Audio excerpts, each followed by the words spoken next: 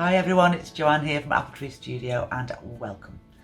So, as many of you know, I love painting flowers and I know that winter is on its way, but I don't care. I'm still going to paint flowers.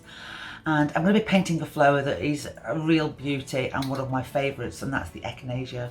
And I normally paint it when it's in full bloom in the summertime, but I've picked one from the garden that's just fading into autumn and it's going to make it a lovely watercolour subject. There are lots of florals on my Patreon channel. As my patrons will tell you, I love painting flowers as well as landscapes and other subjects, but I'm always drawn to flowers. I'm going to be sharing with you how I approach this subject. So we're going to be painting wet into wet, we're going to do a bit of negative painting, we're going to do a bit of spraying, so you need to be a bit brave for that, but I'm sure you will. So I hope you enjoy watching and hopefully you'll follow along. So go grab your brushes and let's paint a gorgeous Echinacea together. So as usual, I'll go through the materials I'm going to be using today. I've got a piece of Fabriano and I've just cut it down to a nice long size because we're just going to be painting the one flower. Big jug of clean water. I've always got kitchen roll just off camera there, and I've always got my spray bottle because you never know when you're going to need them. I know my palette is messy, but I've just been using those colours, so I've just topped them up. I've got a yellow ochre, a French ultramarine, I've got the cobalt turquoise, I've got the rose madder lake, and a burnt sienna. I'm using quite a lot of colour today, aren't I? That is quite a lot of colour for me. Normally I'll stick to 3 primaries, but we're just going to paint one flower and I want to just explode it with colour. So they're my choices. Of course, you can change them. You can use whatever colours you like. I've got a size 8 and a size 6 round brush, and I've got a beautiful Echinacea. And these are stunning. I love growing them in my garden, and they flower for days and days. And this one is just starting to lose its bloom, really. And do you know what, though? It's still a thing of beauty, isn't it? And I do like to paint them a lot, and I usually paint them in the summertime when they're just absolutely the best, but kind of something I like. I like the fact that it's fading a little bit, and I'm hoping that maybe we can catch that with our watercolours. So we're all set to go. Let's get started. So I'm just going to sketch in very, very roughly where I want the flower to be. So I want it to be kind of central, and I want to make sure I've got enough on each side for those beautiful petals. So I'm going to come to about that point. That's the dome. Now remember, we're not painting a botanical study here, so this drawing doesn't have to be too perfect. There we go, I'll have a petal like that, one like that. Oh, just keeping my pencil on the paper at all times as well. That just gives you some lovely kind of confident marks. Oh, that's lovely, isn't it? Look at that one, it's just flipping over and out. We've got kind of nice petal shapes underneath as well. That are quite interesting. I have one more here, and I can see the stalks kind of coming down and around, something like that. I'm going to have another petal shape there, look. And you know what? That really is all the drawing you need. So I'm going to put that down. I'm just going to place that onto my very mucky board here. Needs a wash. Okay.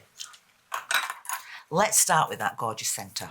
So I'm going to take my yellow and I'm going to pop that in. That's the light bit. I want that to stay the lightest part of our flower.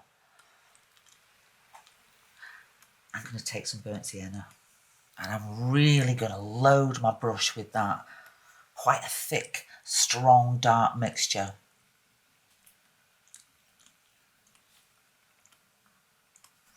So it bleeds into the yellow. Let's go crazy. Let's put some of that red in as well. Why not? Maybe somewhere in the bottom half as well.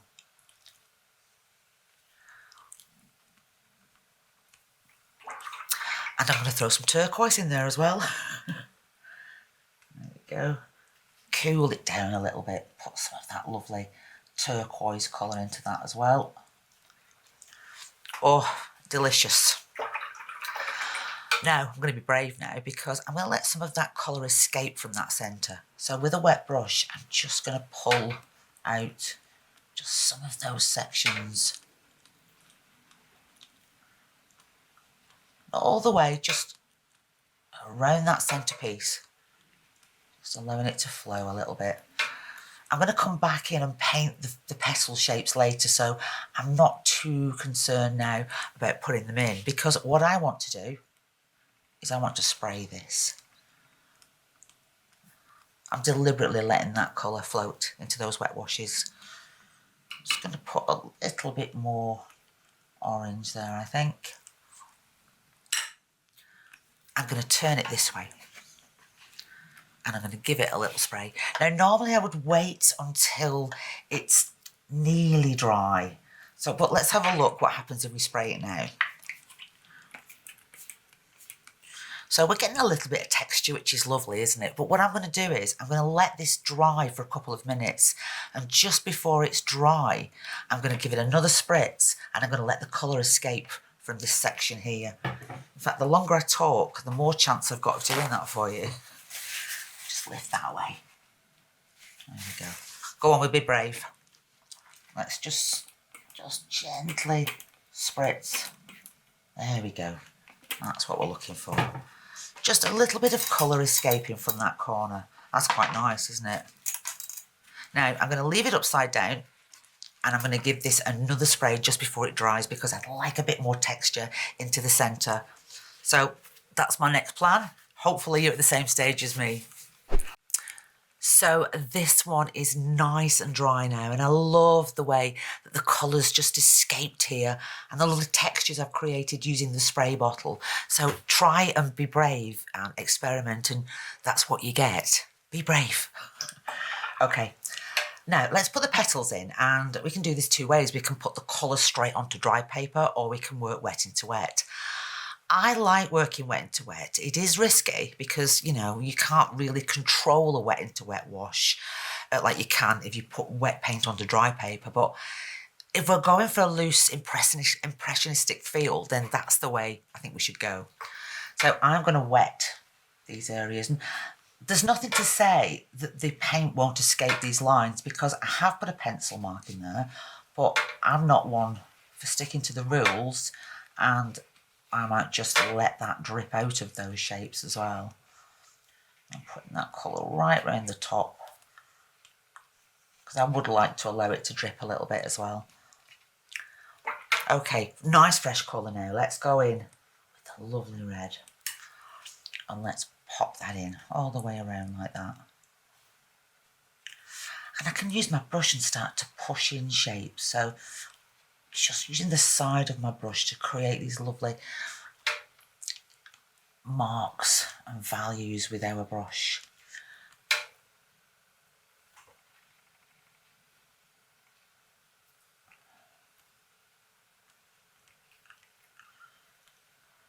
And you can see I've got a big drip there, but I think I'm going to allow that to run. Locking in. Lots of water, and don't forget there's already water on your paper as well, so if you're on an angle like me, gravity will be pulling it down, pulling that wash down.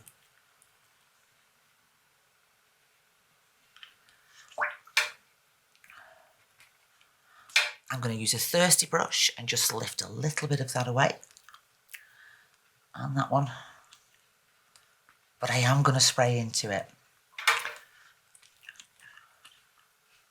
More water, so you can see I've definitely not kept within the lines, but I'm going to give it a spray and I'm going to allow it just to run down a little bit, just like that. I'm going to just take it off the clip here and just give it a little tap, give it a little helping hand. There we go, bit of shake, bit of exercise while we paint. There we go. And it just creates this kind of wild feel, doesn't it? While it's still wet, let's just indicate the stem. So I'm going to use a bit of the turquoise and a bit of the ochre. And I'm going to pop that in. So there it goes, all the way down. And while it's still wet, I'm going to connect a colour to it. So I'm going to introduce some of the red we've used for the flower, and I'm going to pop that into that stem as well, just for a bit of continuity really. You can if you want to. This one's got a tiny, tiny little leaf there, but it could just indicate a couple, couldn't we? There we go. Maybe one that's coming out like that. I've got to have 3. Got a baby one there, look. And I'm even going to drop in some of the red just into those leaf shapes as well. Again, just giving that lovely continuity. I'm going to give this a spray. And again, be patient and let it completely dry. Mine is nice and dry, and now I can move on to the next stage. Okay, so what I want to do is I want to play about with some darker pinks to suggest that there are petals underneath. So we've got petals on top and then petals underneath. And we're going to do it in a very, very loose way, so don't panic. Before I do that, I think I'd like a little bit more yellow up here. I seem to have lost my yellow, so I'm just going to take a bit of that yellow and pop it back in there, look. That's better. Let it fade away into that wash as well. Yes, that's much better, isn't it? I just lost the yellow a little bit and it was nice and dry, so that's something that I can do. Right, okay, let's do this. Let's take some of our pink and add a little tiny bit of the ultramarine blue with that, just a smidge. And let's find some shapes. So the easiest ones to find really are the ones that are coming towards us. So I've got a petal shape that's coming like that. And we'll have another one. We've got another petal shape. Let's kind of go in something like that. So in between those shapes is darker. So we can have a dark here. I can put a dark here. I can put a little bit of a dark there, look. I'll clean my brush. And again, I'm just going to soften. Just soften those darks. So we've got shapes that are sitting on top of one another. Can you see that? I'm not saying that's easy, by the way. It does take a bit of practice. Let's just put a little bit more dark into that one. I'm desperate to get rid of the line because I drew a line in there and I don't really want a line. I want more of a value. Let's do another one. Here's a nice shape here. So I'm going to pop a little bit of dark next to it and I'm going to pop a bit of dark underneath it. And then just soften away. Again, I'm just going to come into this section and just add a bit more paint there. I think that would be nice. Let's find another one. So here's a lovely one. Look at that. It comes right out like that. So we can just pop in a dark underneath it. Maybe a dark against it. Clean my brush. In fact, I'll have a little bit more dark against it. Oh! Always test your colours before you put them on. I'm going to get a little bit of kitchen roll. That's why I've always got it handy. There we go. I don't want it to be too blue. I don't want it to be blue at all, really. I want it to be pink with a hint of blue. There we go. And again, I'm just adding more water, softening away onto that section. Softening away under that. And what I'm making here isn't petal shapes, they're just washes that are going to come down. But what I'm going to do is I'm going to make them into petal shapes. We'll get to that.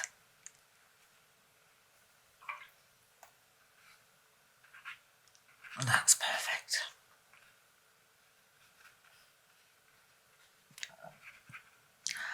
So now we've got a combination of values, haven't we? We've got a dark, lights, darks, lights, a bit of nothingness there, but I might come back to that. A light, a dark, a light, and they're all radiating from that centerpiece, aren't they? Again, it is a tricky little thing to do, so it does take practice, so just keep at it.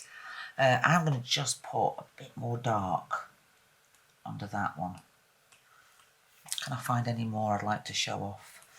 Oh, decisions. I can come back as well and give these little washes underneath a bit of a pointy edge because I want them to look like petals. Again, if there's areas where you want to lift out, then do it now. Let's find an area. Let's pull this back a little bit. So I'm going to clean my brush and take the excess water off.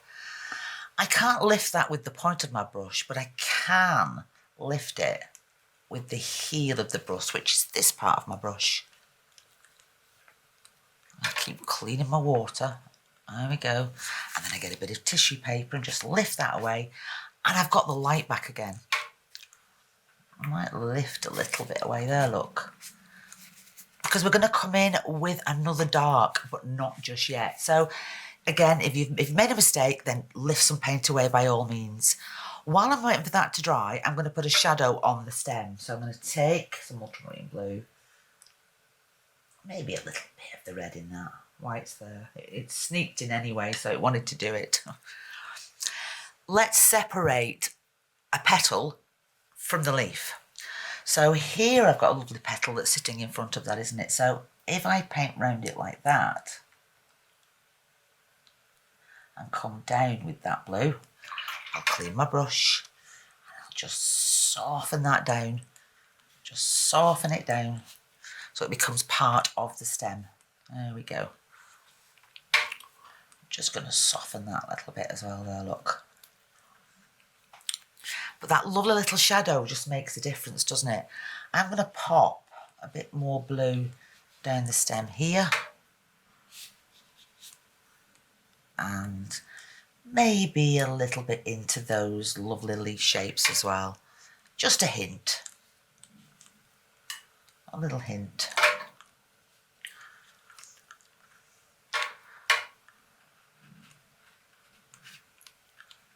This one's long overdue, a cheeky spray, which is something I love to do. So I'm going to do that now. And then I'm going to let it completely dry and then just pick out a few tiny little details.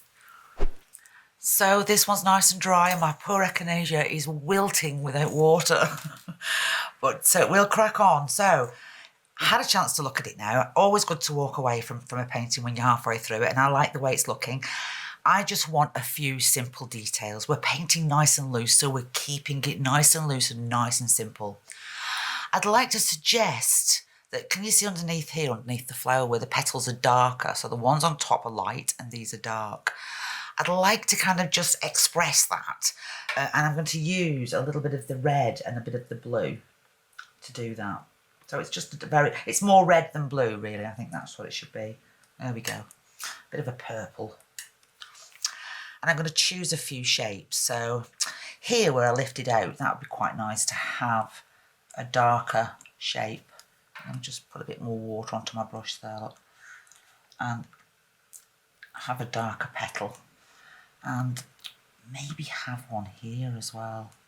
Might be quite nice. I'll clean my brush. I'll just tease out those little shapes.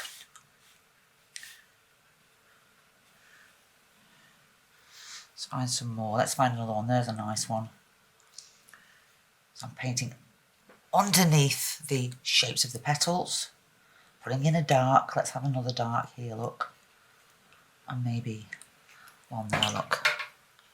Cleaning my brush and just pulling and softening. There we go. We're not trying to paint botanical studies, so don't worry about, you know, your petals not being too perfect. Put a little bit more dark here. And pop that kind of around the centre shape. Just to give it a helping hand. There we go. Just a little bit more of that dark now. Let's have a petal that's kind of coming like that. So I'll paint around it.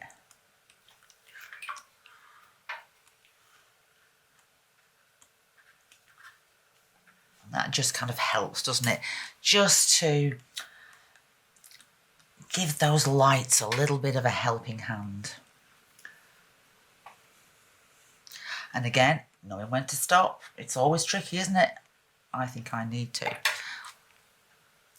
Okay. I can, of course, just come down with some lines on some of those petals as well. Just bringing that down, bringing it across. I'm going to add one more shadow to mine. So I'll take the blue and the red again. Make that lovely purple. And I'm going to make this bit here darker, the base of the flower. I'm going to put in a darker value all the way around. I'm going to clean my brush. I'm just going to soften with lots of water. I do not want to lose those lovely textures that we put in earlier. So I'm just giving it a helping hand and making it a little bit darker. There we go. Just tease out some of those shapes. And now when I'm looking for things to do, which I am now, that's always a good sign to do that. And there you go. I hope you've enjoyed that. As always, I love painting florals, and it's just nice to play around with new ideas and different colour combinations, and most of all, have fun. So thank you so much for watching, and I'll see you next time. Take care.